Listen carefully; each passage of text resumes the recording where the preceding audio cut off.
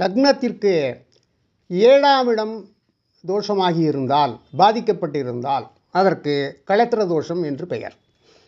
ஆணுக்கு தன் மனைவி பெண்ணுடைய அந்த நிலையை தோஷம் இருக்கிறதா என்று பார்ப்பதற்கும், பெண்ணுக்கு ஆண் ஜாதகம் பார்க்கும் பொழுது 7ஆம் இடத்தை பார்த்து களத்திர தோஷம் இருக்கின்றதா என்பதையும் கண்டறியலாம். ஒவ்வொருவர் ஜாதகத்தையும் பார்த்து தோஷ பரிகாரங்களை கணிப்பதே சிறப்பு.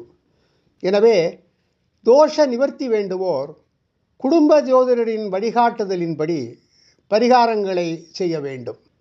அத்துடன் முக்கியமாக குலதெய்வ வழிபாட்டையும் சிராத்தம் தர்ப்பணம் போன்றவற்றை தவறாமல் செய்ய வேண்டும். செவ்வாய்க்கிழமையில் துர்க்கையும் வெள்ளிக்கிழமையில் அம்பாளையும் வழிபட்டு பக்தியோடு கோயிலுக்கு சென்று வந்தால் களத்திர தோஷத்திற்கு பரிகாரம் உண்டு.